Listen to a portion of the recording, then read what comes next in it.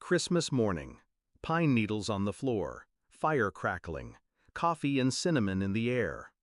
They smiled like it was just another year, like nothing had been building beneath the surface. Then Dad handed her the box. Silver ribbon, big grin. "Go on, sweetheart." She opened it.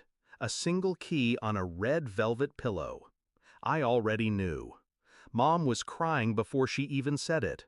"We bought her a house. Isn't that wonderful?" Then came the knife. "You'll understand someday." I didn't speak, just smiled. But inside, my heart was a blade they'd sharpened for years. And today, I used it. Back then, I believed love was earned, so I worked. Cleaned up my own birthday parties. Stayed quiet when they forgot school events. Congratulated my sister when she got praise for things I helped her do. She was golden. I was background. The independent one. Which is just the word parents use when they abandon you emotionally and hope you thank them for it later.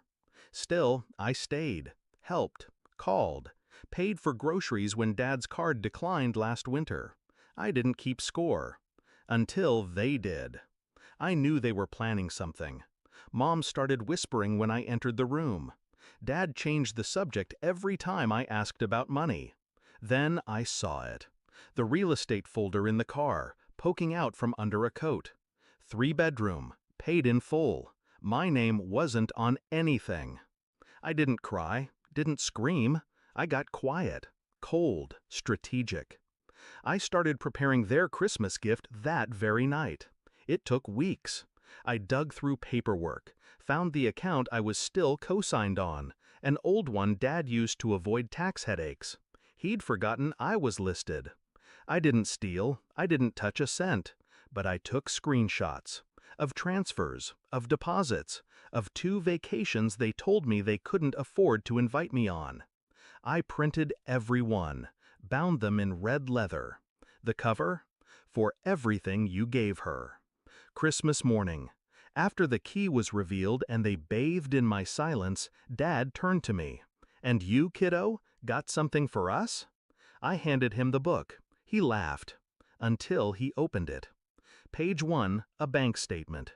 His smile cracked.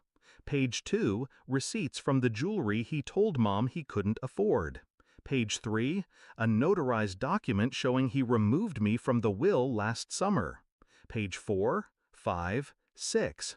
It was all there. His choices, their secrets, laid out like a legal obituary.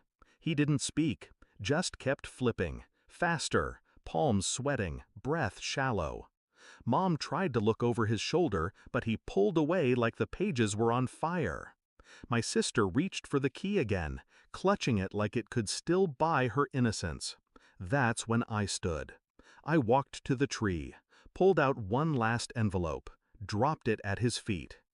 "You'll want to read that carefully," I said, calm, even. He opened it.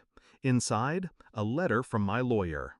I was officially severing financial ties, revoking all power of attorney, filing to dispute the misuse of my name on the account. I wasn't suing, I was exposing. The silence was heavy. Then Dad looked up. Why? 2 decades of second place, and he asked, why?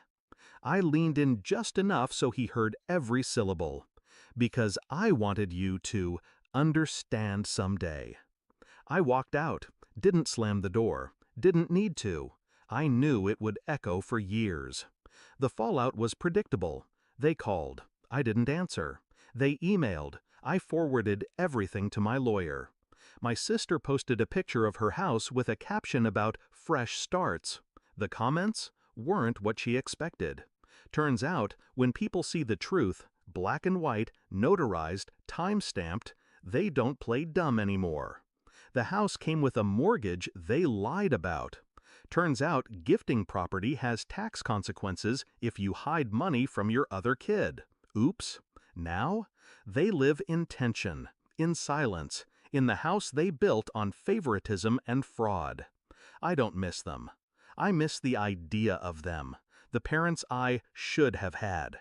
But that grief, That's old. This is peace.